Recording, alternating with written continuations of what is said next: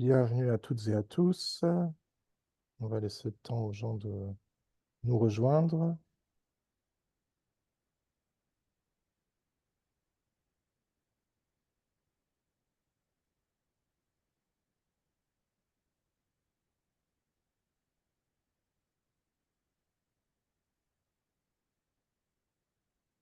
Marie, c'est peut-être pas que moi. Ta vidéo est... OK.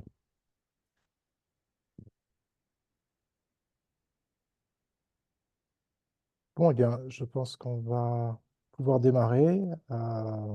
Encore une fois, bonsoir ou bonjour à toutes et à tous, en fonction du lieu où vous vous trouvez. On va démarrer ce webinaire qui a l'honneur de la présence de deux des candidats sur la liste pour les européennes, la liste des écologistes pour les européennes. On a Marie Toussaint, notre tête de liste, et puis Michael Vincent, qui est colistier. On a aussi l'honneur de la présence de Mélanie Vogel, qui est coprésidente du Parti vert européen et sénatrice. Oussama Laraichi est là un peu en backup. Il est co-secrétaire des écologistes hors de France. Céline Ramstein est co-secrétaire du groupe Amérique du Nord et moi-même, je suis Jean-Baptiste Demelet-Bohn-Fellner. Je suis trésorier pour Europe Écologie Les Verts hors de France et puis conseiller à l'Assemblée des Français de l'étranger. Alors, bien évidemment, aujourd'hui, on va parler des européennes. Vous savez que nous voterons le 9 juin et c'est important qu'on soit mobilisé le plus possible, non seulement pour voter, mais pour prendre des procurations également. Et puis, je vais laisser la parole maintenant à Michael, qui est colistier, qui vit à Bruxelles, lui aussi français de l'étranger, qui va prendre la suite. Merci beaucoup à toutes et à tous. Bonjour et bonsoir à celles et ceux qui se sont donc connectés. Je suis Michael Vincent. Je suis économiste de profession. J'ai 35 ans et j'ai le plaisir et l'honneur de représenter aussi voilà, la région des Français hors de France sur cette liste des européennes colistiers donc de Marie Toussaint qui nous fait le plaisir et l'honneur d'être avec nous aujourd'hui. Français vivant à l'étranger depuis près de 15 ans, effectivement, je suis passé par Londres, maintenant à Bruxelles. J'enseigne également aussi à la Sorbonne et puis je suis engagé depuis un bon moment sur les questions européennes, économiques et financières, notamment du côté des ONG. J'ai eu le plaisir il y a 5 ans de cofonder l'ONG Green Intervention, constatant un petit peu les tendances qui dominent encore en économie et en finance, le court-termisme, l'accumulation, les inégalités, la logique extractive, l'exploitation des ressources, pour ne citer que celle-ci. Français hors de France, donc je sais l'importance de l'Europe sur la scène mondiale qui peut faire prescription.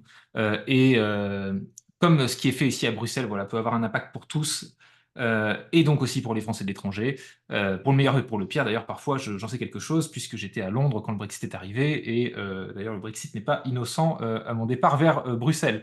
Dans cette campagne, voilà, j'ai le plaisir donc de porter les réformes nécessaires pour une économie sociale et soutenable en Europe, une économie de la post-croissance comme moyen de la soutenabilité climatique et du vivant, plutôt qu'une course au profit, laissant le plus grand nombre de côté. J'ai eu le plaisir de contribuer un petit peu à l'écriture du programme sur ces sujets notamment, et il est disponible en ligne depuis une semaine. Je vous encourage fortement à y jeter un œil. Il est très complet et très pédago et s'articule vraiment bien avec les autres dimensions, donc je vous recommande, c'est une bonne lecture. On a déjà eu l'occasion de parler économie, donc voilà, je vais être bref. Vous êtes surtout là pour écouter Marie et Mélanie, c'est elle que vous êtes venus entendre. Et puis, vous pouvez toujours retrouver notamment voilà, le webinaire qu'on a fait sur les questions économiques et financières sur la chaîne de la région écologiste hors de France. Et puis moi-même, en tant qu'économiste, j'ai le plaisir aussi de proposer quelques articles vidéos pédagogiques sur le sujet. Donc, je vous encourage à aller jeter un œil là-dessus. D'ailleurs, pour la campagne, on a fait une petite série de vidéos axées sur le Parlement européen, puisqu'on est à Bruxelles, avec le groupe local de ELV Belgique. Mais la campagne des européennes, côté écolo et côté français de l'étranger, c'est aussi des actions sur le terrain, bien sûr, avec les groupes locaux, à Londres, à Berlin, à Bruxelles. On a fait des meetings, des porte-à-porte. Ça continue, donc on vous encourage à aller voir les groupes près de chez vous si vous ne les avez pas encore contactés. Et puis des événements voilà, organisés par le bureau de la région, comme le webinaire dont je parlais, qui avait lieu le 27 mars et dont le replay est disponible sur la finance et la transition écologique, ou comme ce webinaire ce soir, mais il y en a d'autres à venir. On aura l'occasion d'en discuter. Il nous reste un mois pour se mobiliser, pour porter l'écologie, la lutte contre le dérèglement climatique, que nous représentons bien hein, ici dans la liste des écologistes, mais qui doit résonner encore plus fort dans cette campagne. Mais je suis certain que Marie le dira mieux que moi. Marie, comme tu le sais, ça nous fait plaisir déjà de t'avoir avec nous ce soir. Du 6 au 9 juin, des millions d'Européens, comme nous tous ici, seront appelés à contribuer à façonner l'avenir de la démocratie en Europe lors des élections européennes. C'est bien ce qui nous amène ce soir. Est-ce que tu pourrais nous expliquer peut-être avec tes mots, quels sont les enjeux de cette élection européenne et pourquoi il est important de voter pour notre liste des écolos? Merci Mickaël et merci à toi aussi de porter haut et fort les couleurs de l'écologie pendant cette campagne des européennes. Peut-être avant de répondre à ta question, quelques mots pour me présenter. Je suis Marie Toussaint, je suis bordelaise, j'ai 36 ans, je suis élue depuis 5 ans et avant ça, j'étais juriste et j'ai fondé une association qui s'appelle Notre Affaire à tous et qui a emporté des victoires importantes pour le climat et la biodiversité. Par exemple, en menant l'affaire du siècle, cette action en justice contre l'État français pour une action climatique qui a réuni 2,5 millions de signatures. On a gagné. Ça a permis d'infléchir un petit peu, mais un peu trop peu, la politique menée par la France et on fait actuellement face à de grands reculs qu'on peut constater aussi sur l'action en justice qu'on a gagnée sur la biodiversité avec le retrait, en réalité, du plan Éco-Phyto en France. Mon combat, c'est donc un combat pour le climat, pour le vivant, pour la justice aussi. Je viens d'ATD Quart Monde, qui est une association de lutte contre la pauvreté en France, en Europe et à travers le monde.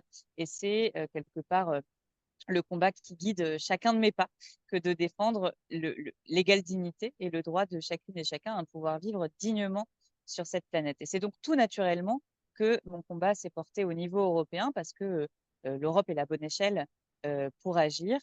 Et donc, Michael, je vais te demander de reposer la question, comme ça on raccroche un peu tout le monde après cette présentation. Je pourrai y répondre avec grand plaisir.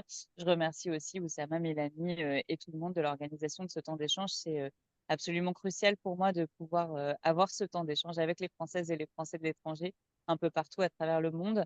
Je pense qu'on est devant des enjeux et des défis qui sont absolument cruciaux, qui concernent l'avenir tant de l'Europe que de la planète et de l'humanité, et donc voilà, de chacune et chacun d'entre vous.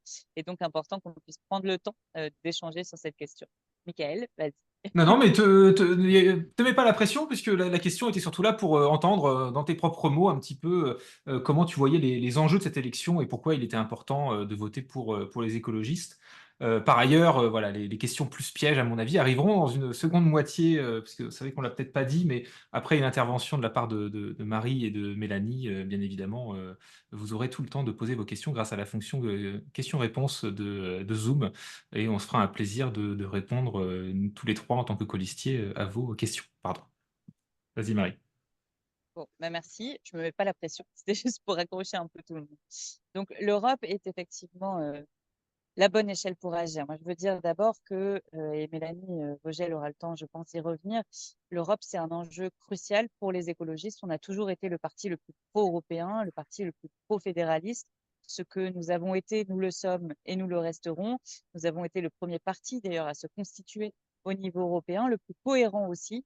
Et c'est important dans cette campagne, dans laquelle il y a beaucoup de divergences, entre les partis membres de même famille politique, mais en provenance de différents pays, que de rappeler cette constance et cette cohérence des écologistes. Alors pourquoi cette élection, elle est importante?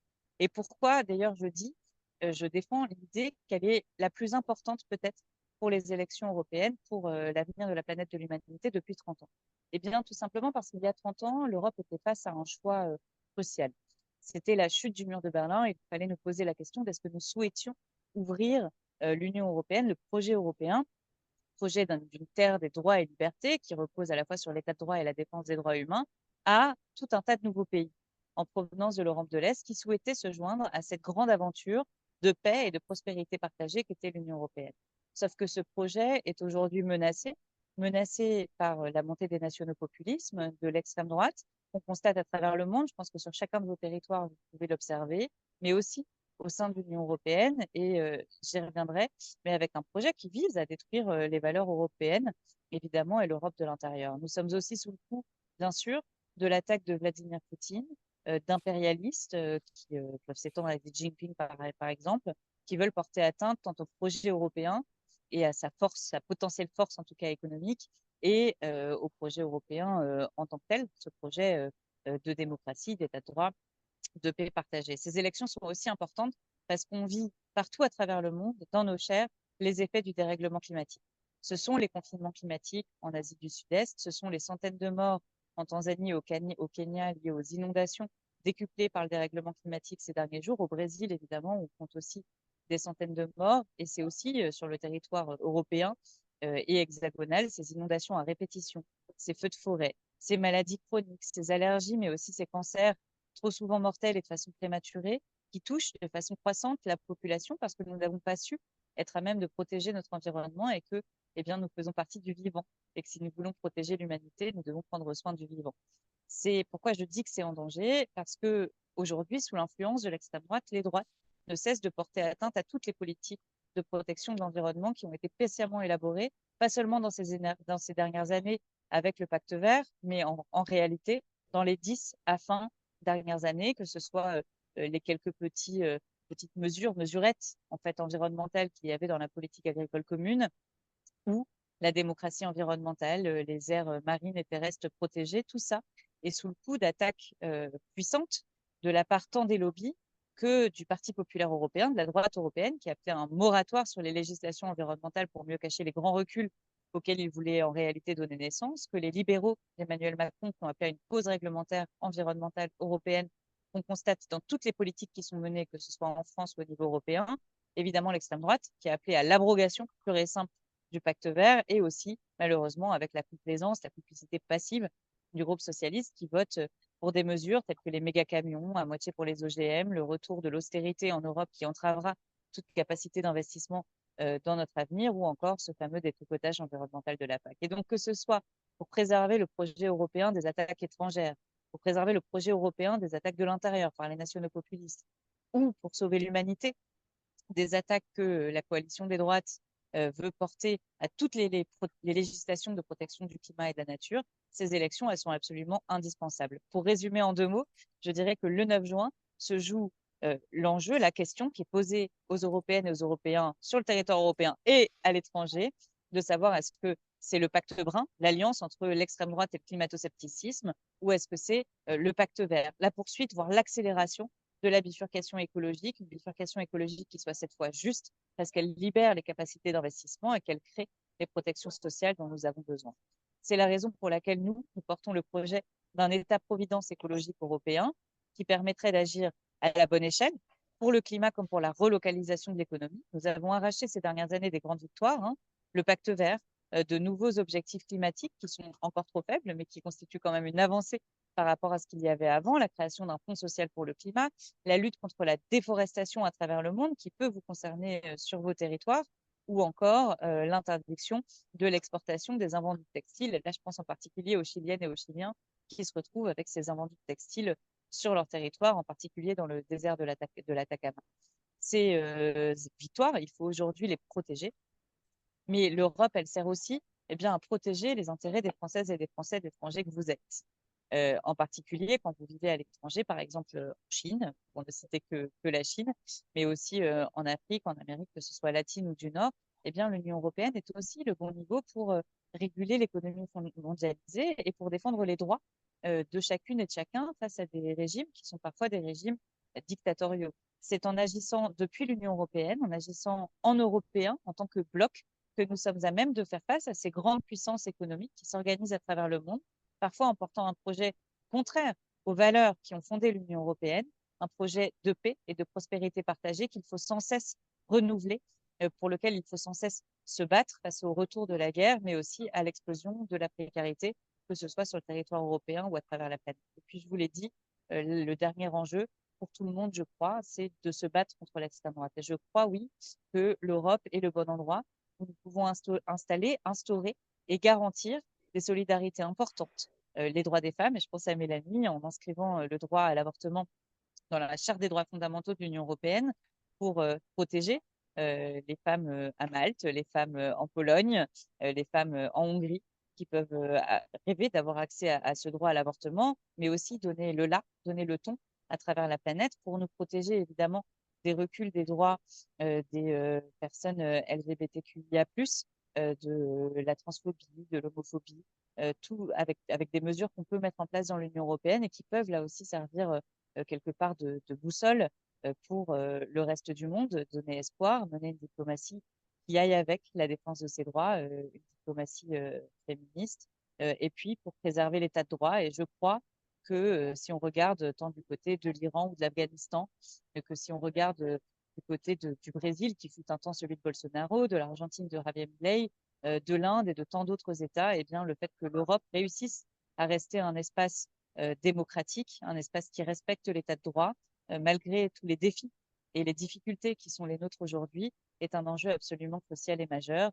Et pour ça, eh bien, les écologistes sont là aussi les plus constants, les plus cohérents et peut-être les plus courageux, pour reprendre le mot de campagne du Parti vert européen, pour faire face à l'ensemble de ces forces à la fois économiques puissantes, mais aussi de ces forces politiques qui nous menacent aujourd'hui.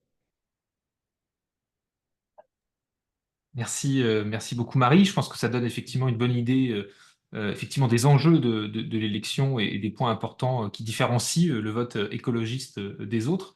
Bien évidemment, voilà, du 6 au 9 juin, ce sera un moment unique, en tout cas la bonne opportunité pour décider collectivement de l'avenir de l'Union européenne. Donc, si on se place peut-être dans un horizon un petit peu plus long terme, quelle serait ta vision pour l'Europe de demain plus particulièrement? Alors, ce pourquoi nous nous battons, c'est une Europe de la justice, de la paix et de l'écologie. De la justice parce que, je vous l'ai dit, on a vu dans les 20 dernières années la pauvreté stagner et dans les 3 dernières, la pauvreté exploser. En France comme à travers le monde, sous l'effet d'une crise sanitaire mondiale, évidemment des guerres qui secouent à nouveau notre planète et contre laquelle nous n'arrivons pas à faire face parce que nous avons trop longtemps laissé le libéralisme, le libre-échange se déployer, étendre son emprise, exploiter tant les êtres humains que la planète et détruire la planète, détruire le climat, détruire notre environnement et donc détruire notre santé. L'Europe que nous défendons, c'est une Europe qui place la santé des populations et la santé de la planète en son centre. Une Europe qui fait de la lutte contre la pauvreté sa colonne vertébrale et qui se donne pour mission de respecter un plafond environnemental qui serait constitué par les limites de la planète, donc le climat, la biodiversité, les pollutions diverses, la question de l'eau douce, la protection des océans. Eh bien, on se doterait de ce plafond qui permettrait d'orienter toutes les politiques qui sont menées, les politiques publiques qui sont menées, et puis de ce plancher social, le respect des droits humains, le respect des droits sociaux, la conquête permanente de nouveaux droits sociaux. Si l'Union européenne se donnait cela comme boussole, alors nous serions en capacité d'orienter toutes les politiques qui y sont menées pour permettre quoi, par exemple, eh bien, de produire en Europe ce dont l'Europe a besoin. Et je pense notamment à l'enjeu des médicaments que l'Europe ne produit pas en nombre suffisant. On voit des parents qui courent de pharmacie en pharmacie pour acheter de l'amoxicilline. C'est évidemment un enjeu pour la France, mais au-delà, et un enjeu aussi d'équilibre avec le reste du monde. Donc d'abord, une Europe de la justice sociale. Ensuite, une Europe de la paix, une Europe qui parle, qui parle fort au niveau international, tandis qu'aujourd'hui, eh bien, la voix de l'Europe est relativement peu audible. On l'entend, l'Europe protéger les Ukrainiennes et les Ukrainiens, on voit les efforts qui sont fournis par les Européennes et les Européens, on voit aussi le chemin encore à parcourir pour que nous puissions nous mettre en capacité tant de soutenir l'Ukraine face aux attaques de Vladimir Poutine que de défendre d'ailleurs les pays baltes ou la Pologne parce que euh, les velléités impérialistes de Vladimir Poutine, on le sait, ne s'arrêteront pas à l'Ukraine et on le voit d'ailleurs déjà avec toutes les ingérences étrangères. Une Europe qui soit en capacité de parler pour défendre le peuple palestinien quand il est écrasé ainsi par le gouvernement d'extrême droite de Benjamin Netanyahou. Une Europe qui soit capable de porter un projet de paix tenant compte de la géopolitique des ressources et du climat, donc de cet enjeu d'accès aux ressources, à l'eau, à l'alimentation et au bien-être qui fomente la grande partie des conflits aujourd'hui à travers le monde et auxquels il nous faut absolument répondre. Cette Europe-là, nous la portons, nous la défendons, nous défendons une défense commune, nous défendons une diplomatie commune, nous défendons une armée commune, nous défendons une Europe forte et nous pensons que la France sera d'autant plus forte que l'Europe sera forte, mieux à même de protéger ses ressortissantes et ses ressortissants aussi à l'étranger. Et puis, le dernier point, c'est évidemment une Europe de l'écologie. Une Europe qui se donne pour objectif de revenir dans le respect de ces limites planétaires que nous dépassons, c'est-à-dire qui se donne les moyens de protéger le climat, de protéger la nature et donc de protéger la santé. Une Europe qui se met en capacité d'investir, encore une fois, pour produire en Europe ce dont l'Europe a besoin, mais aussi pour assurer la bifurcation écologique, pour produire les énergies renouvelables dont nous avons besoin, pour investir dans le logement, pour mieux protéger ces populations, dans les transports propres bien évidemment, plutôt que de faire comme aujourd'hui, c'est-à-dire dépenser 2 fois plus d'argent dans la route que dans le train. Une Europe qui se mette en capacité de sortir des produits chimiques et toxiques qui provoquent des allergies, des maladies chroniques, malheureusement des décès prématurés, qui se donne les moyens de le faire sur son territoire, mais aussi à l'étranger, en cessant d'exporter et d'importer des produits qui sont dangereux, tant pour la santé des êtres humains que pour la santé des écosystèmes. C'est cette Europe-là que nous défendons. Et pour ce faire, on a besoin d'une Europe qui soit approfondie. On a besoin de ce sceau fédéral qui passe à la fois pour une nation, par une assemblée constituante, pour donner le pouvoir au peuple, pour que le peuple européen décide lui-même de ce vers quoi il veut aller.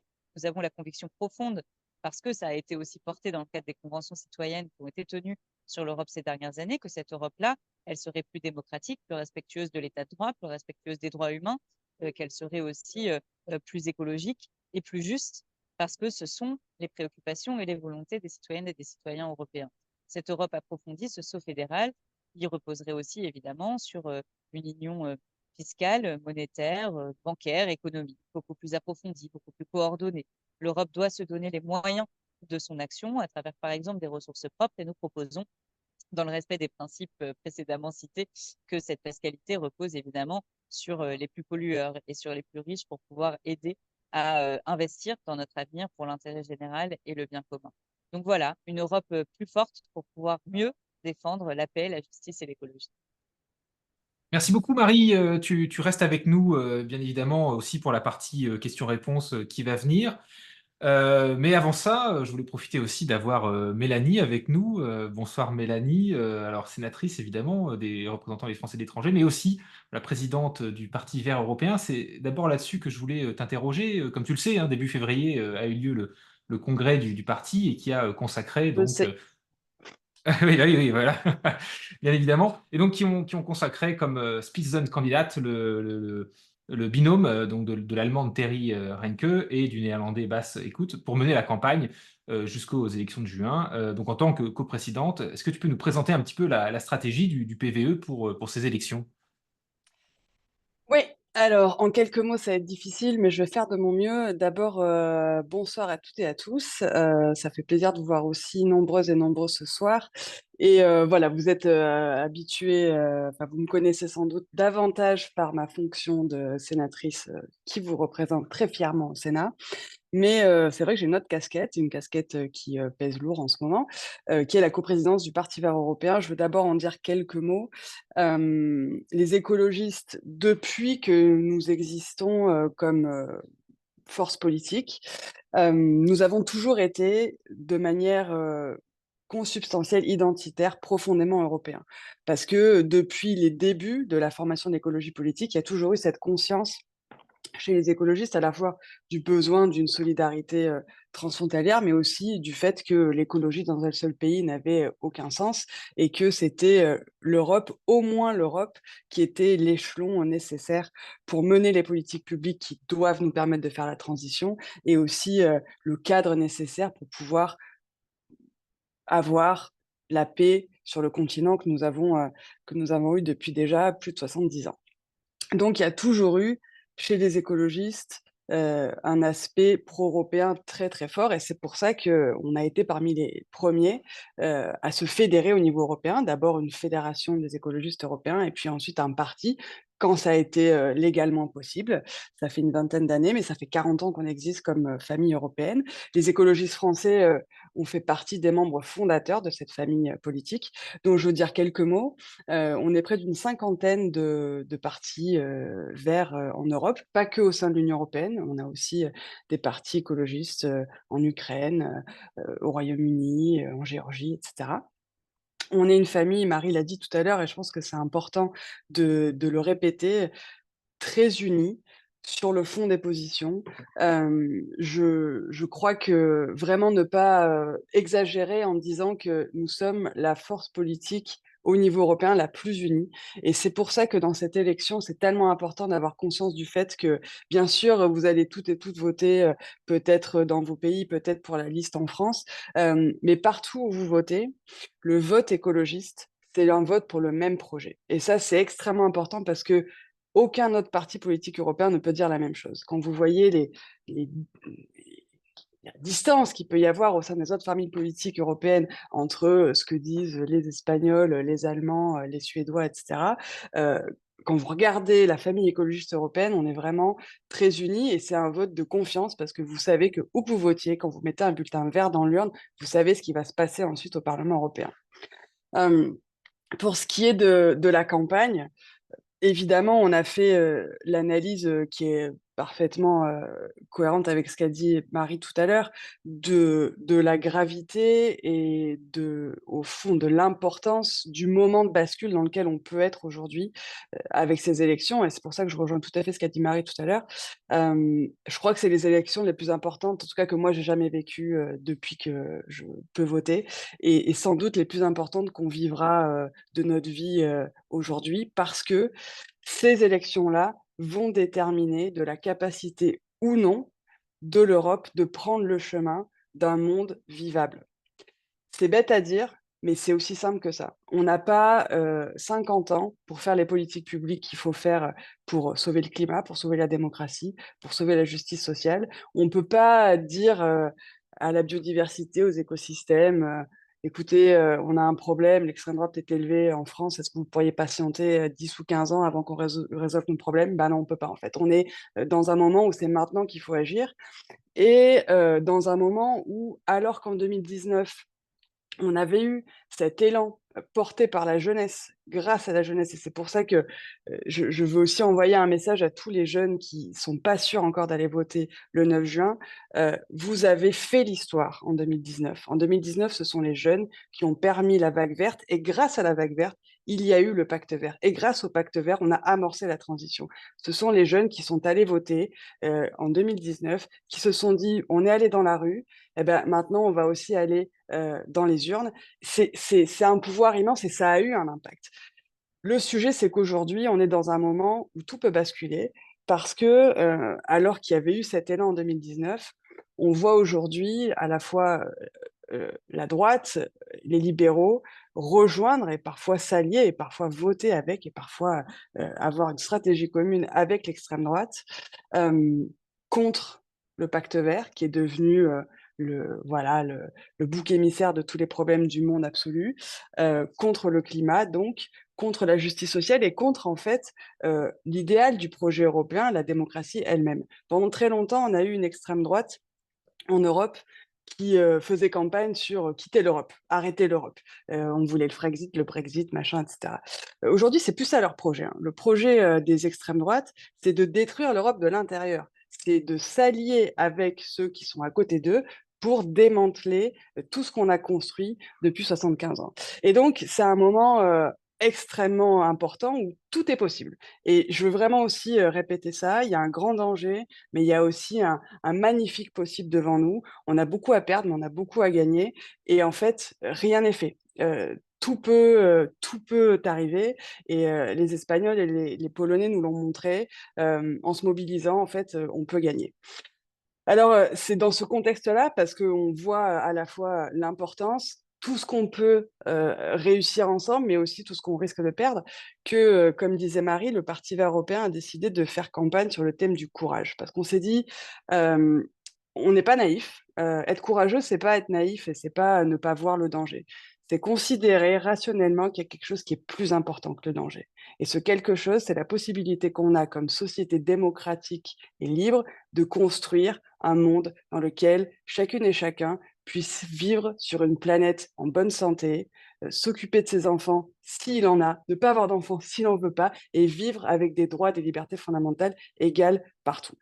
Et donc, on a décidé de faire une campagne où on assume qui on est. Pas une campagne où on se défend. Ah, ils attaquent le Green Deal, alors on va essayer de dire non, mais c'est pas si grave le Green Deal. Non, on va faire une campagne où on assume complètement que non seulement on veut défendre le Green Deal, le pacte vert, pardon, mais on veut l'étendre. On veut faire un pacte vert et social. On veut associer à toutes les mesures qui ont été prises pendant ce dernier quinquennat, enfin mandat au niveau européen, un grand projet d'investissement pour pouvoir qu'enfin il y ait, face aux objectifs climatiques, des investissements permettant de faire de la justice sociale.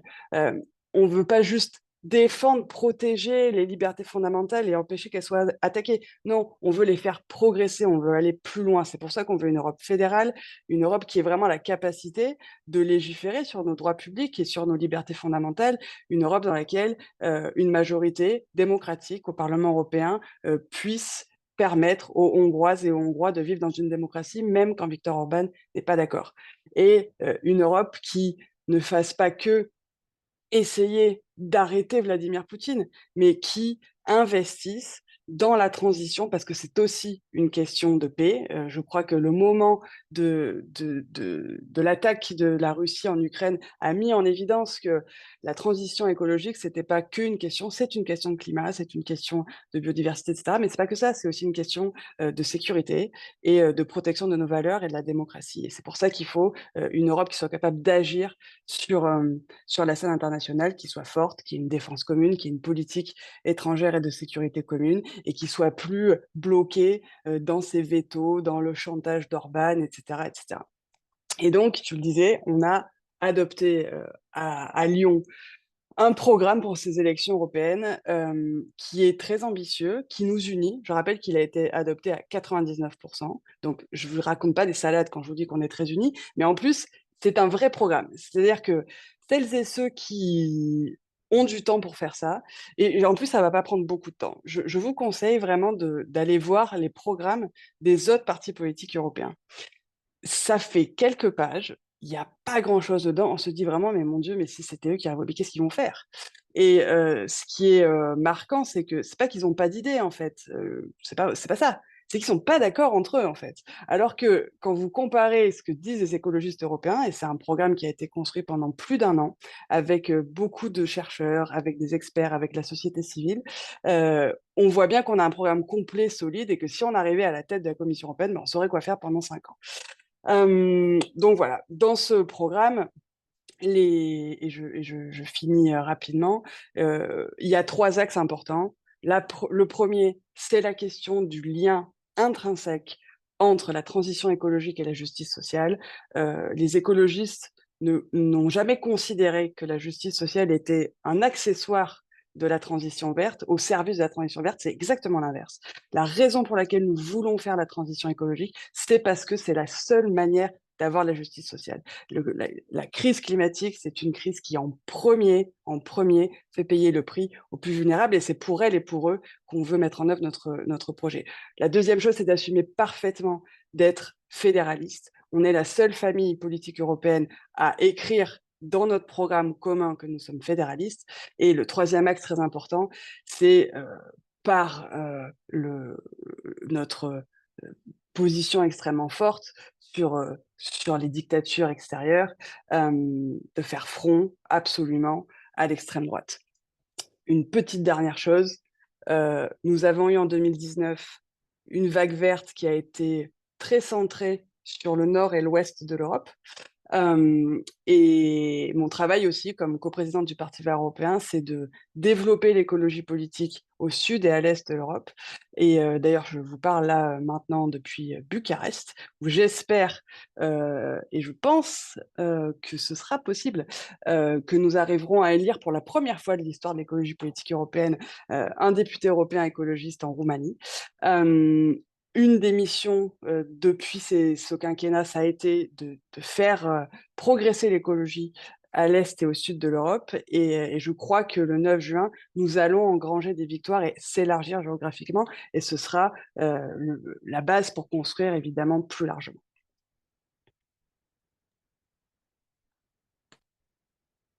Et merci beaucoup, Mélanie. Il nous reste une vingtaine de minutes, donc je vais proposer peut-être à Céline et à Jean Bacca de passer aux questions-réponses et de voir un petit peu les questions qui ont été triées sur le volet. Alors, merci beaucoup. On a beaucoup de questions, en effet. Continuez à nous les envoyer. Alors, je vais me permettre de les grouper et les reformuler un peu pour qu'on gagne du temps. Alors, on a des questions à la fois sur le fond du programme et sur la stratégie. Alors, je vais commencer par le fond du programme. On a des questions d'ordre un peu économique, renforcement de l'échelon européen pour lutter contre des pratiques concurrentielles, par exemple, sur le niveau social, notamment avec la Chine. Michael, tu as travaillé avec Marie, toi, sur ces questions pour le programme, les questions économiques, les questions sociales, les questions fiscales sociale et financière. Vous avez notamment publié une tribune. Je voudrais juste t'interroger peut-être très simplement sur la question de crise bancaire, de crise financière en lien avec cette question de la concurrence, si tu peux nous faire un peu un package global, parce qu'il y a eu beaucoup de questions sur cette thématique. Avec plaisir, merci Céline. Bon, je serai bref, il y a peu de temps et on pourra en parler pendant des heures. Il s'avère que je suis spécialiste des crises financières, donc c'est aussi un sujet qui me tient à cœur. Rassurez-vous, je ne suis pas là pour la prédire, je suis plutôt là pour l'éviter, qu'elle soit bancaire, financière ou climatique, hein, parce qu'on ressort jamais indemne d'une crise, quoi qu'on en dise. Ce que j'observe, en tout cas, en tant qu'expert du sujet, c'est qu'effectivement, les crises financières et économiques augmentent en fréquence et en intensité, hein. On est dans une espèce de cercle vicieux. Un cercle vicieux aussi où la solution est rarement la plus optimale et que la solution utilisée pour résoudre, je mets entre guillemets, la solution utilisée pour résoudre la crise précédente fait en général le lit de la suivante. Si on prend la crise des subprimes, ça a suivi une augmentation des déficits, une baisse de la croissance et on s'est tapé une crise des dettes souveraines qui a amené à un quoi qu'il en coûte, où on a dépensé sans compter, politique de la Banque centrale notamment, qui entrait dans un territoire un petit peu inconnu, hein, avec des nouveaux outils, ou la crise inflationniste dont on commence tout juste à sortir, qui a aussi provoqué voilà, un côté quoi qu'il en coûte, dépenser sans compter, des chèques énergie, alors qui étaient peut-être nécessaires, mais dont les signaux n'étaient pas les meilleurs, hein, puisque ça démontrait que ces signaux, que polluer était OK. Et puis, quand on regarde ensuite derrière à qui ça a profité, les super profits, etc., on peut se poser la question un petit peu de ces dépenses sans compter. On questionne même plus, en fait, hein. On se dit plus qui ou quoi, mais on dit combien. Voilà, ça devient naturel. Puis ça conduit aussi à l'inaction, c'est-à-dire plutôt que d'essayer d'anticiper les crises, plutôt d'essayer de les réparer et ne plus discuter de la qualité de la dépense, ni regarder à qui profite le crime. Donc moi, le message que je voulais porter aussi avec Marie et avec Stéphanie Colistière aussi, avec qui on a coécrit cette tribune, c'était voilà, de reprendre aussi le contexte des crises bancaires de 2023, qui sont aussi des raisons qui pourraient nous empêcher, pourraient nous ralentir de penser à la crise climatique, parce qu'évidemment, il y a un coût quand il faut gérer ces crises bancaires. On sait que la finance, en plus, n'est pas innocente dans l'état de cause et dans la situation dans laquelle on est d'un point de vue climatique. Et donc, il ne faudrait pas qu'une crise économique non plus nous empêche de penser la gestion de la crise climatique, ce qui est déjà un petit peu le cas, hein, puisqu'on voit à quel point aussi toutes les crises d'hier encouragent l'austérité d'aujourd'hui et en quoi ça nous ralentit. Et puis je terminerai en disant que le risque de crise financière ou bancaire, il ne faut pas l'écarter. La finance, ça reste pour beaucoup le nerf de la guerre, souvent une excuse aussi pour ne pas agir. Et puis si on se réfère un petit peu au discours Sorbonne bis de Macron, on a eu le discours d'un banquier avant tout. On ne se refait pas. Il a beaucoup parlé de ce qu'on appelle l'union de l'investissement et de l'épargne, en fait, qui est un projet pour essayer d'américaniser les marchés européens et donc qui créera encore plus de financiarisation, d'importance de ce qu'on appelle le shadow banking. C'est quand même un risque. Je ne sais pas si on veut américaniser l'Europe de ce point de vue-là. Et puis, il voulait aussi réduire les exigences des banques parce que dans son monde, pour Paris, un autre Londres est possible. Donc, ça fait partie aussi des choses dont il faut se méfier et qui nous empêchent pour au contraire plutôt repenser le métier de banquier, quelque chose d'un petit peu plus proche de ce dont on a besoin, sortir de l'extractivisme, de l'exploitation du court-termisme.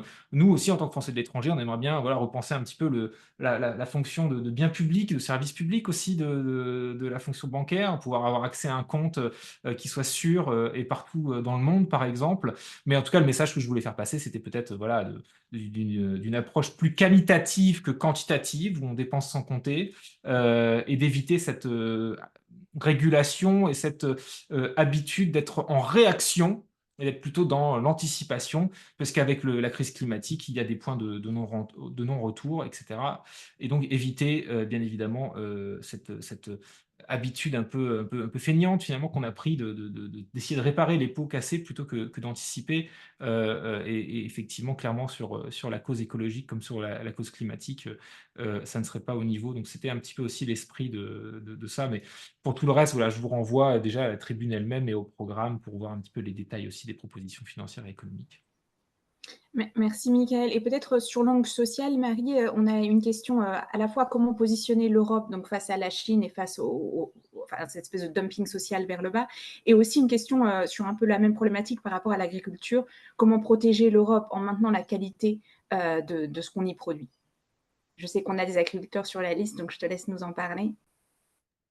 Ouais, on en a surtout un, Benoît Biteau, qui est paysan en Charente. Alors, il n'est pas hors de France, mais, mais ça reste notre paysan. Alors, les deux questions en même temps, c'est voilà, à la fois ça répond aux mêmes logiques et à la fois on pourrait distinguer les deux hein, pour y répondre. Mais d'abord sur la question de la protection face au dumping qui est lié aux accords de libre-échange, mais pas que, puisque avec la Chine, nous n'avons pas d'accord de libre-échange, mais des accords d'investissement et commerciaux divers. Je vous l'ai dit tout à l'heure, on a un vrai enjeu en Europe, de produire en Europe ce dont l'Europe a besoin. Ça veut dire qu'il faut se débarrasser de certaines choses, hein, les produits toxiques, les énergies fossiles en particulier, mais qu'il faut aussi nous doter de certains atouts. Je vous donne deux exemples.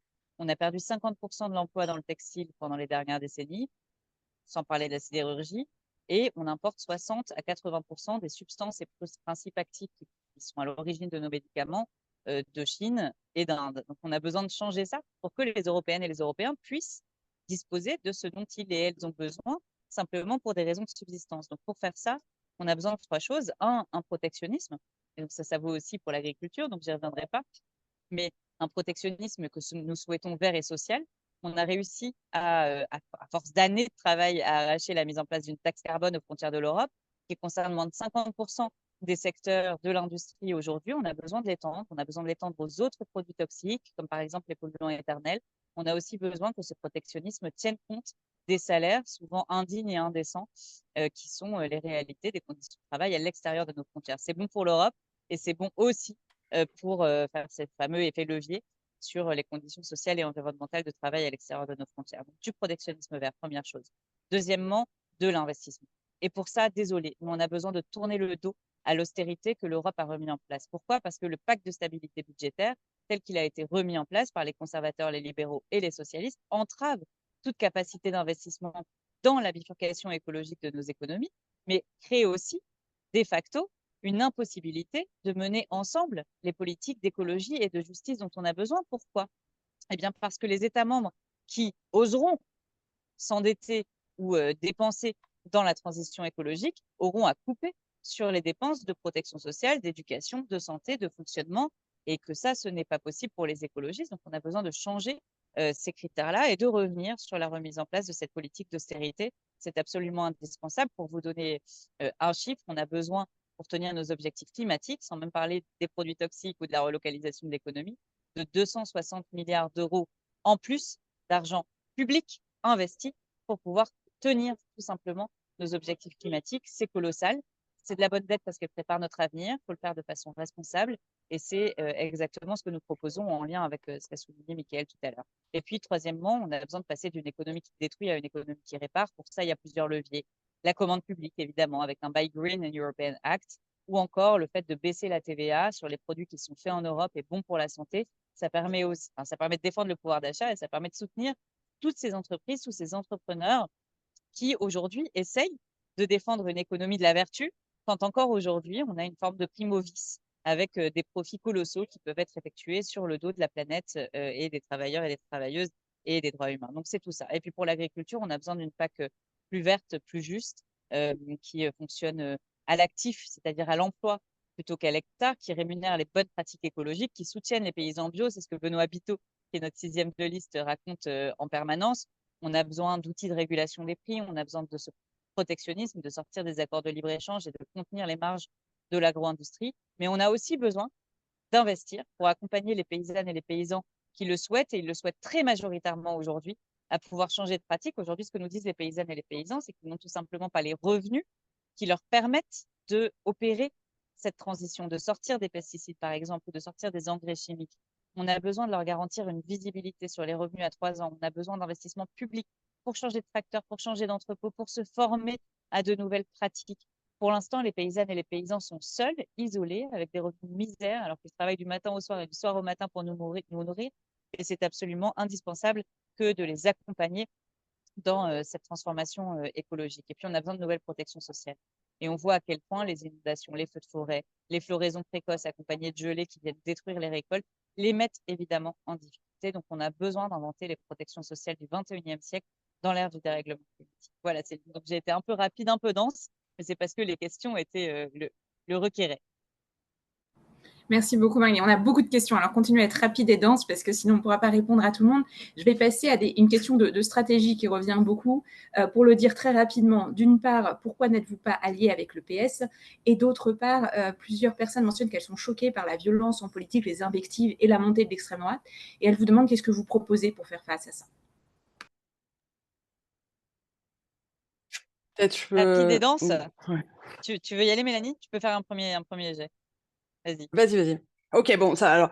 Non, mais alors, il y a parce que c'est encore plus facile de le dire en n'étant pas en train de faire en particulier campagne en France, mais mais en étant en train de faire campagne au niveau européen.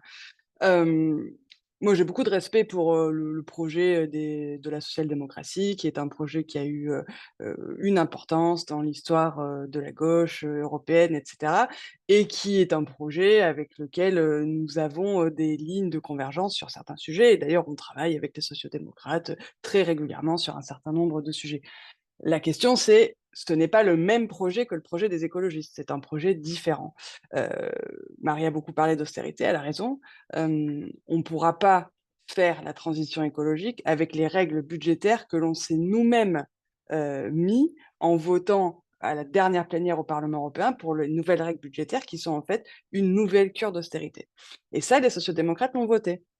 On ne pourra pas faire la transition en continuant de négocier des accords de libre-échange du type Mercosur, etc. Et ça, les sociodémocrates, en majorité, au niveau européen, l'ont voté, etc., etc. Et donc, la question, c'est que aux élections européennes, il faut une clarté sur quel est le projet. Ça ne veut pas dire qu'on ne discute pas ensemble ensuite, mais ça veut dire qu'on présente aux électeurs un projet cohérent. La cohérence, c'est de négocier, de discuter, de collaborer après qu'on ait été élu, après que les citoyens aient choisi, et non pas avant. Et nous portons un projet différent. Les écologistes sont fédéralistes, profondément fédéralistes. Ce n'est pas le cas de la famille socialiste européenne. Les écologistes sont contre l'austérité. Ce n'est pas le cas de la famille socialiste européenne. Les écologistes sont opposés aux accords de libre-échange tels qu'ils ont été construits par la Commission européenne ces dernières années. Ce n'est pas le cas de la famille socialiste européenne. Les écologistes se sont battus contre la PAC qui a créé le problème de la crise des agriculteurs aujourd'hui en ne redistribuant pas les richesses qui sont très importantes, qui sont produites par notre système agricole, mais en focalisant les aides sur 20% des fermes et en laissant 80% des autres moins aidés, surtout les plus petites productions qui sont les plus durables. Et ça, la social-démocratie européenne l'a voté. Donc, je crois qu'il y a une importance en général en politique à être clair. Ça ne veut pas dire qu'on n'est pas, ça veut pas dire qu'on est des ennemis, ça ne veut pas dire qu'on ne se respecte pas, mais c'est justement parce qu'on se respecte qu'on présente en clarté des projets différents et c'est les citoyens et les citoyennes qui tranchent. Ah bah, du coup, je prends et je complète, mais je serai plus rapide grâce à Mélanie. Je vous l'ai dit, l'enjeu aujourd'hui, c'est lequel? C'est celui d'être en capacité de répondre au dérèglement climatique, à la destruction de la planète, et ce, dans la justice, parce que ce ne sont pas les plus modestes qui ont causé le dérèglement climatique, et donc ce n'est pas non plus à eux de payer l'addition, et que de toute façon, la justice est absolument notre horizon. Or, en la matière, les écologistes, en particulier les écologistes européens, sont les seuls à être clairs, à être constants et à être cohérents. Sur la question de la cohérence, attention à ce qui se dit pendant les campagnes, parce que pendant les campagnes, effectivement, les socialistes euh, empruntent les mots de l'écologie, empruntent les formules et les propositions de l'écologie. Mais dans la réalité, Mélanie vient de le souligner, au moment de choisir, eh bien, ils choisissent toujours le soutien au modèle dominant destructeur plutôt que la bifurcation écologique qui demande des transformations profondes. C'est vrai au niveau européen. Mélanie a parlé du détricotage environnemental de la PAC. Elle a parlé du pacte d'austérité. Je pourrais aussi parler des méga-camions qui ont été soutenus dans leur quasi-unanimité par les socialistes européens. Et puis, on peut regarder du côté de ce que font les socialistes en France.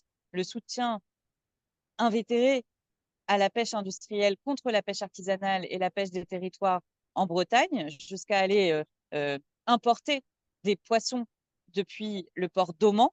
C'est quand même un tant soit peu loin de ce qui se passe sur notre territoire et de ce qu'il faudrait faire pour protéger les écosystèmes. Ou encore en Occitanie, en développant la 69, qui est une autoroute injuste, climaticide, destructrice de biodiversité, décriée non pas par un ou deux, non pas par une dizaine, non pas par une centaine, mais par des milliers de scientifiques qui demandent aux socialistes de ne pas réaliser ce projet-là. Et donc, eh bien, les socialistes, on leur demande dans cette campagne d'être clairs eux aussi, d'être cohérents, d'être honnêtes quelque part sur le projet qu'ils entendent mener. Et plutôt que d'emprunter les mots d'écologie, de faire de l'écologie au quotidien, ce serait déjà pas mal. Et puis, c'est une réalité. Aujourd'hui, on a de l'autre côté de l'échiquier politique, et en particulier chez Jean-Luc Mélenchon, une forme de brutalisation constante de la vie politique. Alors, il n'est pas le seul. On pourrait parler de Dupond-Moretti, de ses emportements dans l'hémicycle, évidemment de la droite. Et en fait, tout ce monde-là cède aux injonctions de l'extrême droite qui ont pour pratique cette violentisation de la vie politique, cette brutalisation de la vie politique.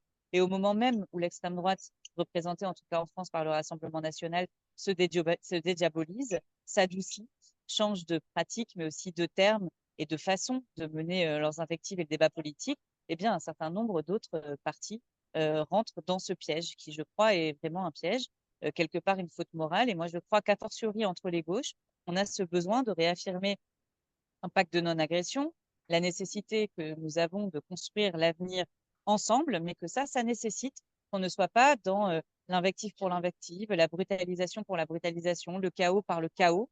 Et c'est la raison pour laquelle, d'ailleurs, j'ai entamé cette campagne en disant que nous devions poursuivre un horizon de douceur.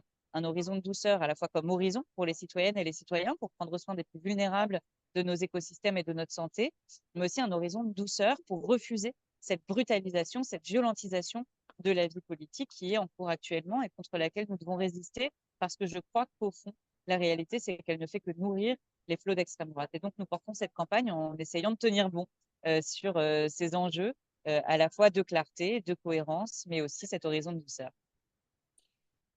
Excuse-moi, est-ce que je peux rajouter juste une phrase parce que je pense que c'est important de l'avoir en tête. Les sociodémocrates ont co-géré l'Union européenne depuis que le Parlement européen existe et qu'il y a des élections européennes et que les citoyens européens peuvent voter aux élections européennes.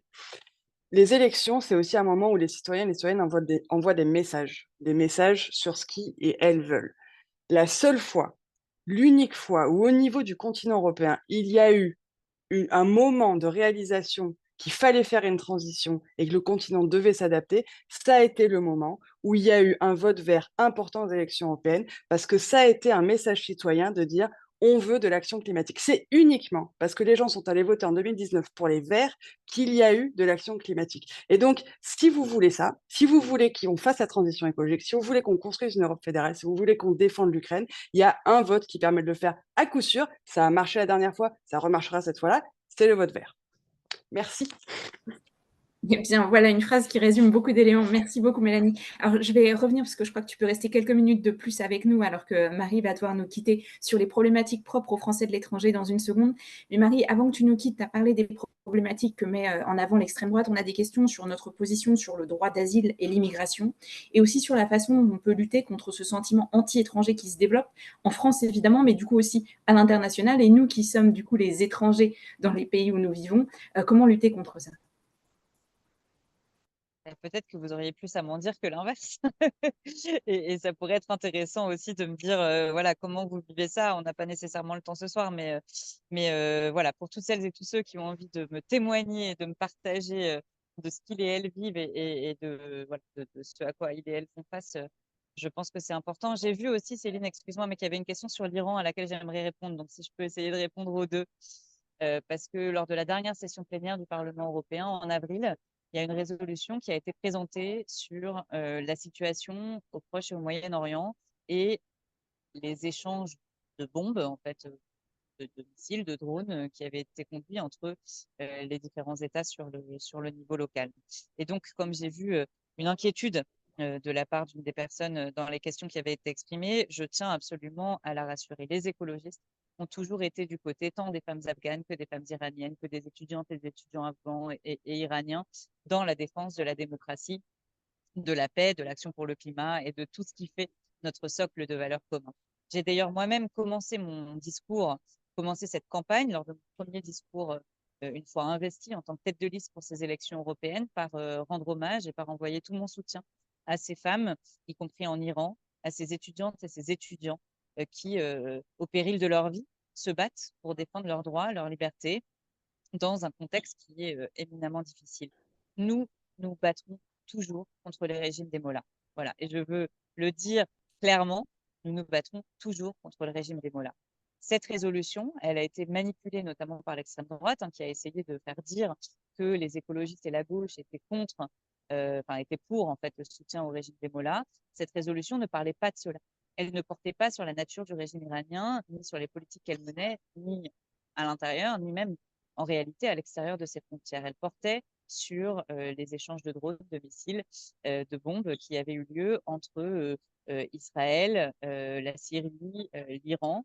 Et il nous a semblé qu'il était indispensable qu'elle soit équilibrée, et équilibrée notamment dans la condamnation des actes qui étaient ceux du gouvernement d'extrême droite de Benjamin Netanyahou.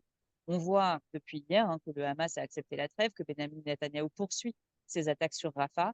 Et pour nous, il était indispensable de condamner cette brutalité extrême qui est celle avec laquelle Benjamin Netanyahou répond aux attaques terroristes et tout à fait condamnables de la part du Hamas. Cette résolution ne l'a pas fait.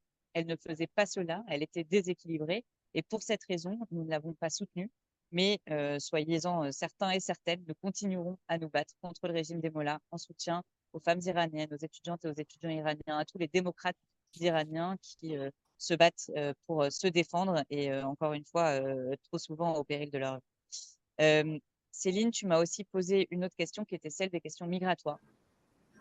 Comment ne pas vous dire que dans cette période dans laquelle, à travers le monde, la xénophobie augmente, la guerre de tous contre chacun, la haine de l'autre augmente, nous voulons rester droits, rester dignes.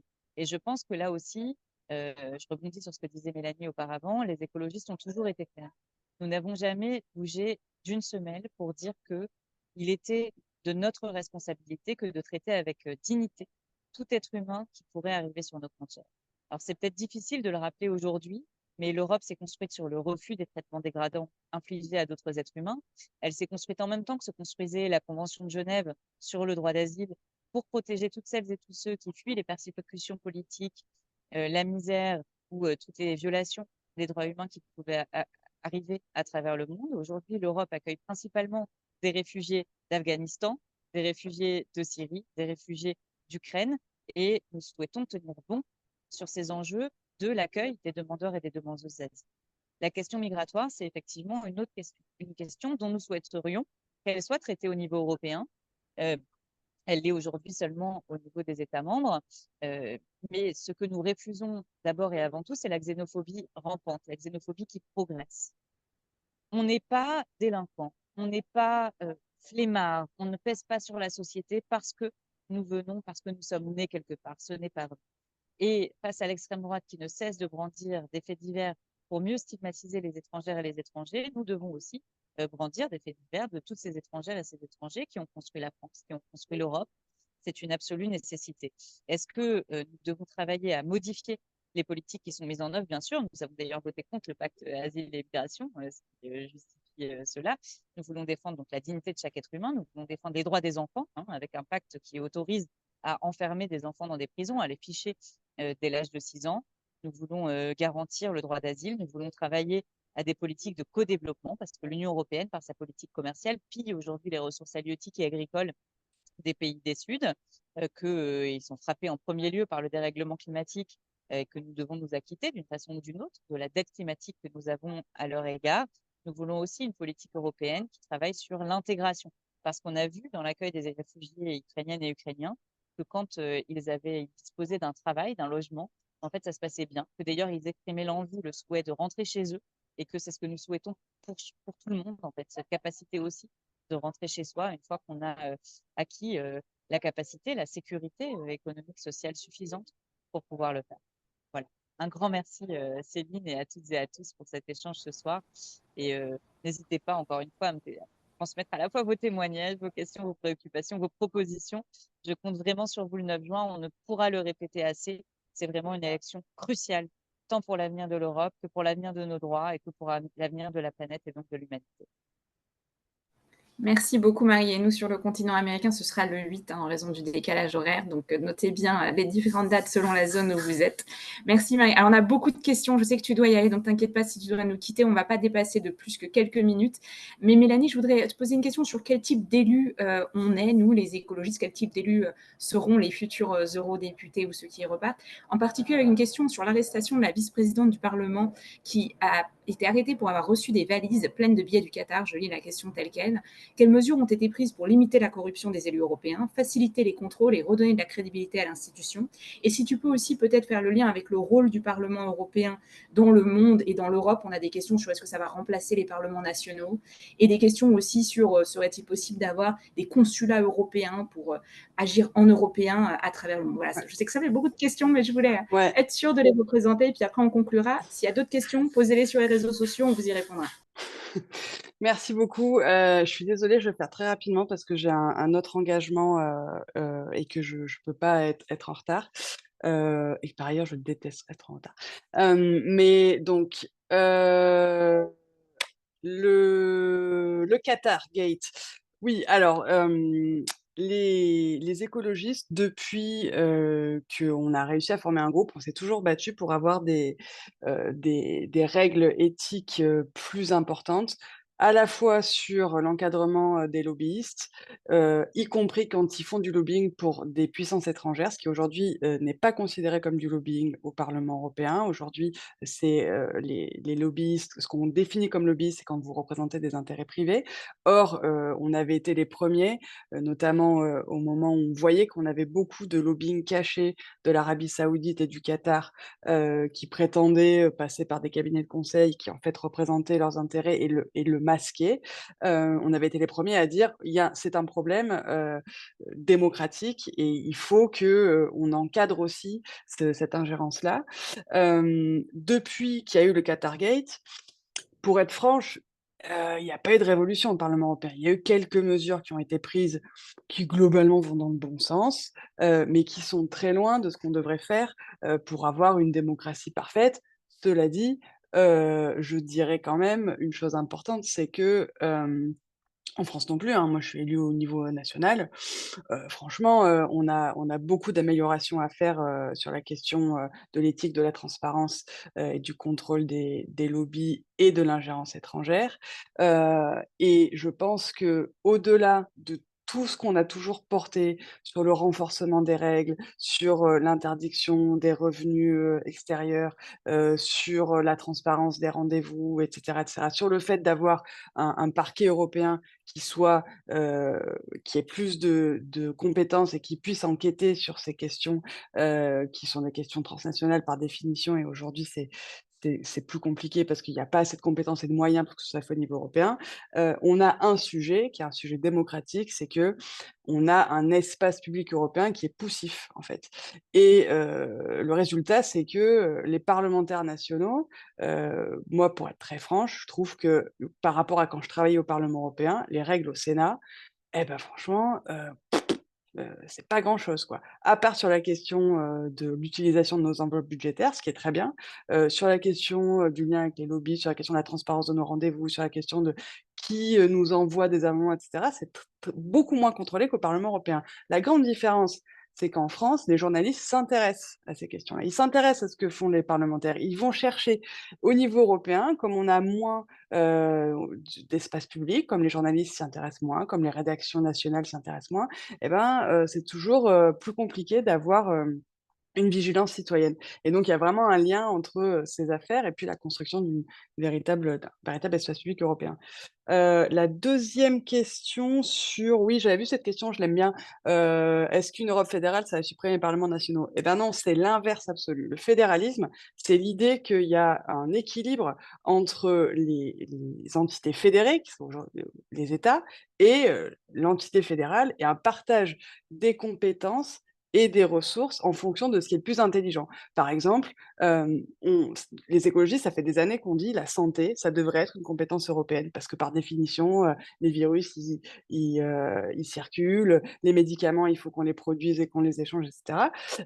Et ça a été au moment du covid que tout le monde a dit: «Ouais, en fait, c'est vrai, ce serait pas mal qu'on ait une compétence, sur la santé». Donc c'est réfléchir à quelles compétences et la mieux à quel niveau, et les distribuer, et absolument pas créer un super État.